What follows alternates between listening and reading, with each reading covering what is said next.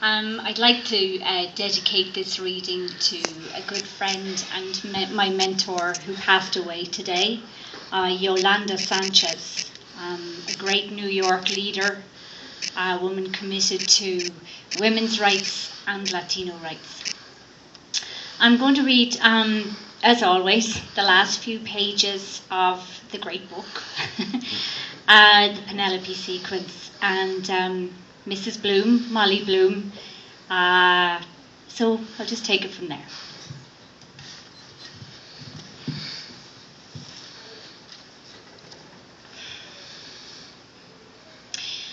I can't help it if I'm still young, can I? It's a wonder I'm not an old, shriveled hag before my time, living with him so cold, never embracing me, except sometimes when he's asleep the wrong end of me, not knowing, I suppose, who he has. Any man that'd kiss a woman's bottom, I'd throw my hat at him. After that, he'd kiss anything unnatural. Where we haven't one atom of any kind of expression in us, all of us the same, 2 lumps of lard. Before ever I do that to a man, the dirty brutes, the mere thought is enough. I kiss the feet of you, señorita. There's some sense in that. Didn't he kiss our hall door? Yes, he did. What a madman. Nobody understands his cracked ideas but me. Still, of course, a woman wants to be embraced 20 times a day almost to make her look young, no matter by who, so long as to be in love. Or loved by somebody if the fella you want isn't there. Sometimes, by the Lord God, I was thinking, would I go around by the quays there some dark evening where nobody'd know me and pick up a sailor off the sea that'd be hot on for it and not care a pin whose I was, only to do it off and up in a gate somewhere, or one of those wild-looking gypsies in Rathfarnham had their camp pitched near the Bloomfield Laundry to try and steal our things if they could.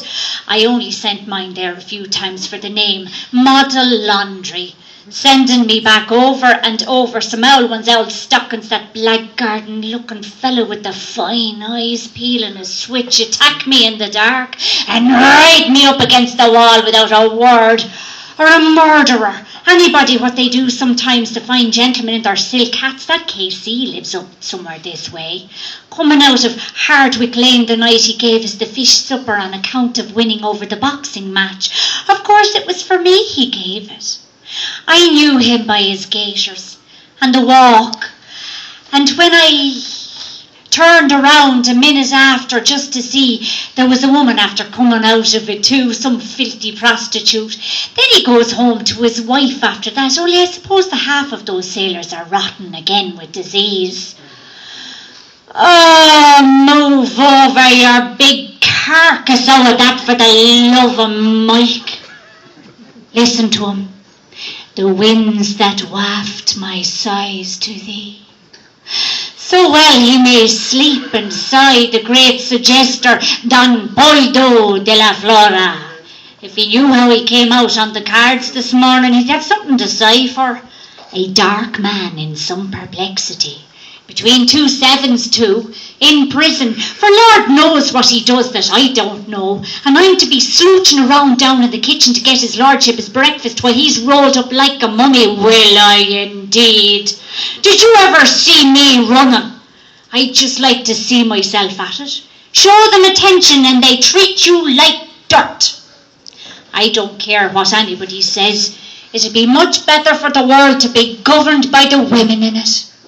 You wouldn't see women going and killing one another and slaughtering the way they ever see. Do you ever see women rolling around drunk like they do? Or gambling every penny they have and losing it on horses? Yes, because a woman, whatever she does, she knows where to stop.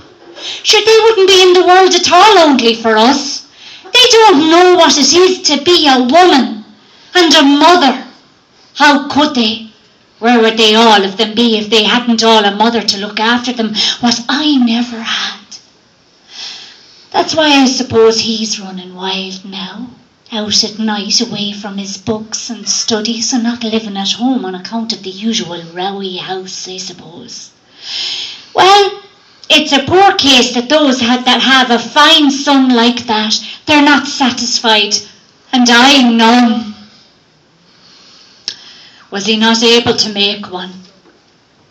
It wasn't my fault we came together when I was watching the two dogs up and there behind in the middle of the naked street.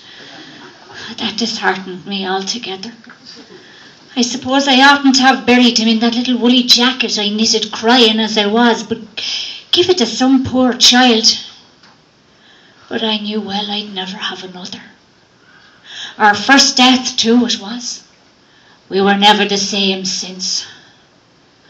Oh, I'm not going to think myself into the glooms about that now anymore. I wonder why he wouldn't stay the night. I felt all the time it was somebody strange he brought in instead of roving around the city meeting God knows who, night walkers and pickpockets. His poor mother wouldn't like that if she was alive, ruining himself for life perhaps.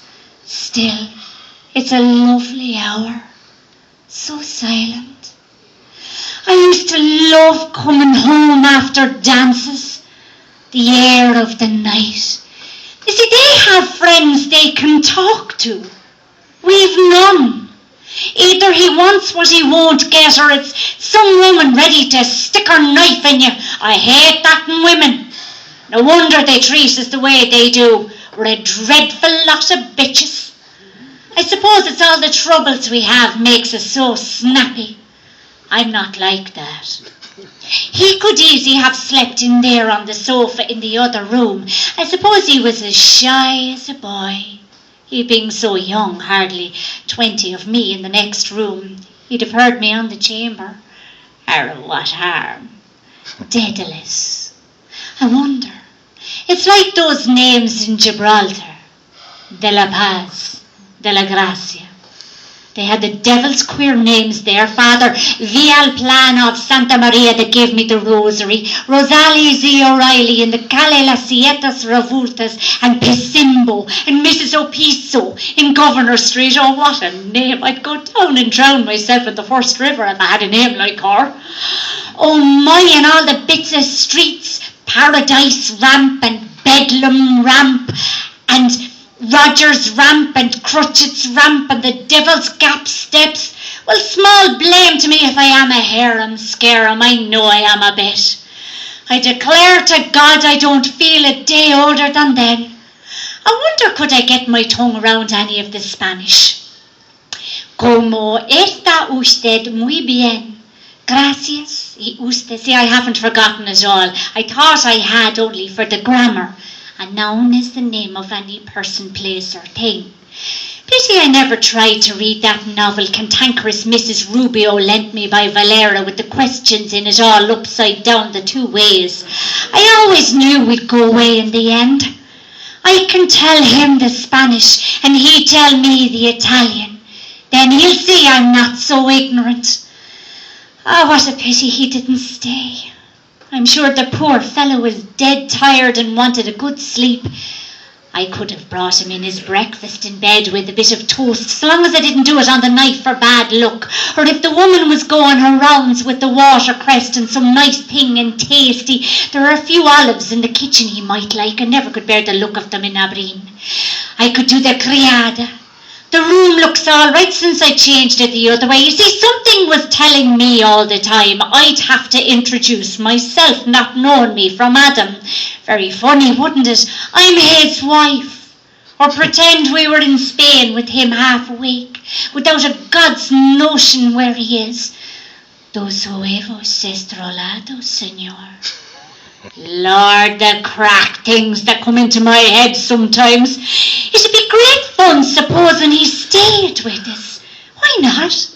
There's the room upstairs empty and Millie's bed in the back room. He could do his writing and studies at the table in there for all the scribbling he does at it. And if he wants to read in bed in the morning like me, as he's making the breakfast for one, he can make it for two. I'm sure I'm not going to take in lodgers off the street for him if he takes a gazebo of a house like this.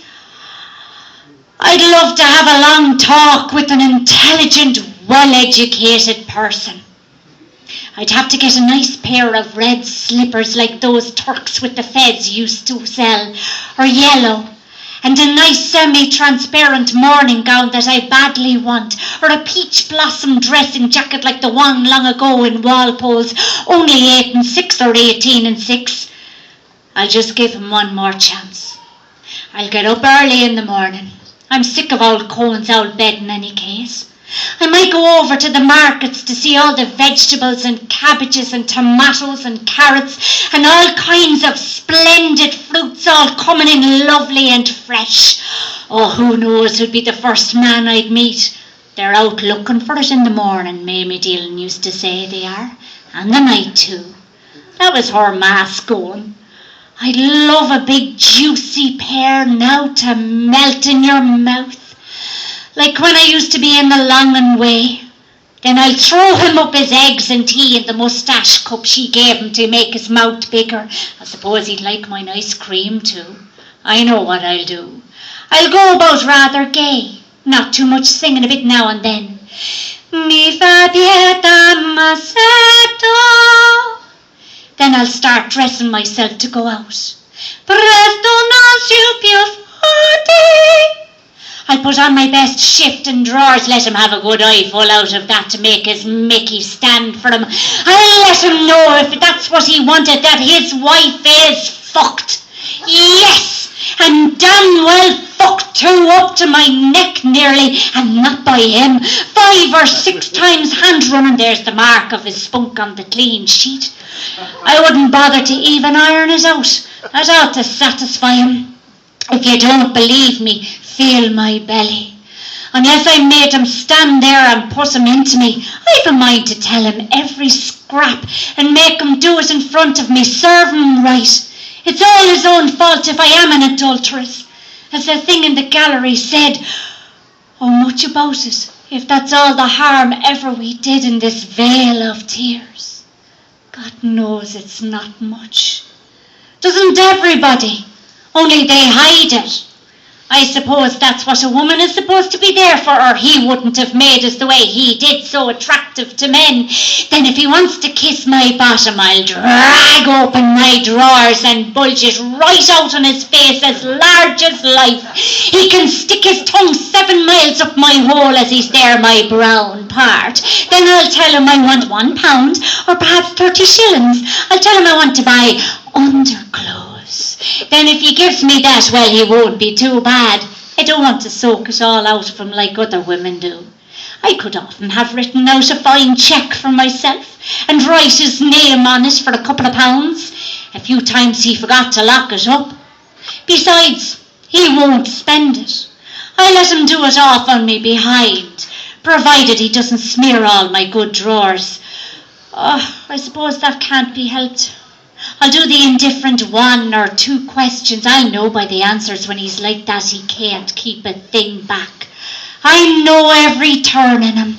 I'll tighten my bottom well and let out a few smutty words. Smell rump or lick my shit or the first mad thing that comes into my head.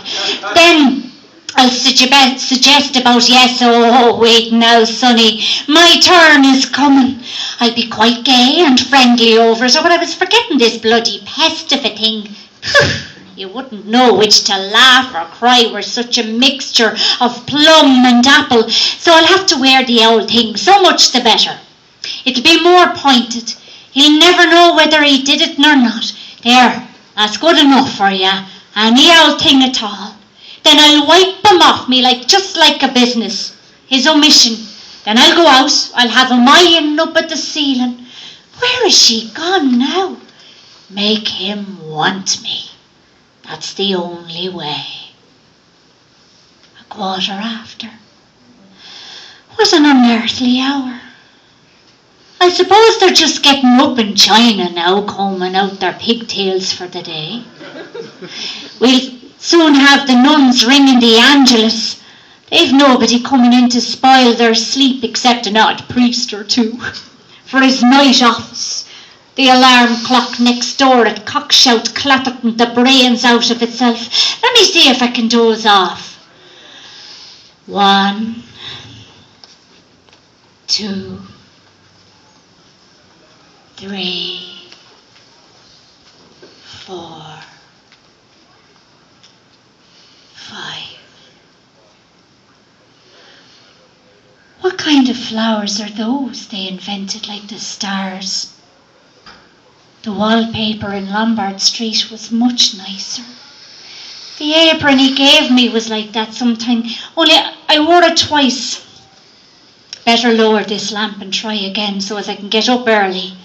I'll go to Lamb's there beside Findlater's and get them to send us some flowers to put about the place, in case he brings him home today.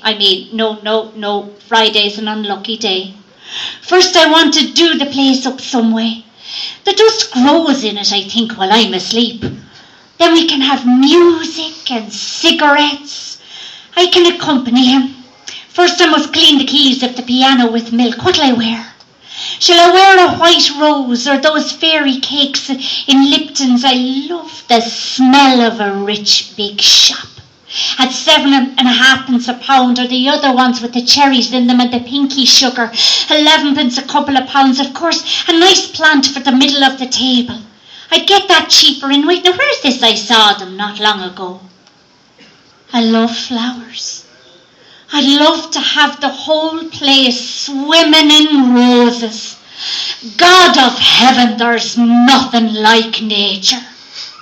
The wild mountains, then the sea and the waves rushing, then the beautiful country with fields of oats and wheat and all kinds of things, and all the fine cattle going about that would do your heart good to see. Rivers and lakes and flowers, all sorts of shapes and smells and colours, springing up even out of the ditches, primroses and violets. Nature it is. As for them saying there's no God, I wouldn't give a snap of my 2 fingers for all their learning. Why don't they go and create something, I often asked them? Atheists, or whatever they call themselves, go and wash the cobbles off themselves first, then they go howling for the priest, and they dying. And why? Why? Because they're afraid of hell on account of their bad conscience. Ah, yes, I know them well. Who was the first person in the universe before there was anybody that made it at all? Who? Ah, that they don't know. Neither do I. So there you are. They might as well try to stop the sun from rising tomorrow. The sun shines for you, he said, the day we were lying among the rhododendrons on Holt Head, in the grey tweed suit and his straw hat. The day I got him to propose to me. Yes. First I gave him the spit of seed cake out of my mouth. And it was leap year like now, yes. 16 years ago. My God! After that long kiss, I near lost my breath. Yes. He said I was a flower of the mountain. Yes, and so we are flowers, all a woman's body, yes. That was the one true thing he said in his life. And the sun shines for you today, yes. That was why I liked him. Because I saw he understood or felt what a woman is. And I knew I could always get around him. And I gave him all the pleasure I could, leading him on till he asked me to say yes. And I wouldn't answer first, only looked out over the sea and the sky. I was thinking of so many things he didn't know of. Mulvey and Mr. Stanhope and Esther and Father and old Captain Groves and the sailors playing All Birds Fly and I Say Stoop and washing up dishes they called it on the pier, and the sentry in front of the governor's house with the thing around his white helmet, poor devil half roasted, and the Spanish girls laughing in their shawls and their tall combs, and the auctions in the morning, the Greeks and the Jews and the Arabs and and the devil knows who else from all the ends of Europe, and Duke Street and the Fowl Market all clucking outside Larby Sharon's, and the poor donkeys slipping half asleep, and the vague fellows in the cloaks asleep in the shade on the steps, and the big wheels of the carts of the bulls, and the old castle thousands of years old, yes, and those handsome Moors all in white and turbans like kings asking you to sit down in their little bit of a shop,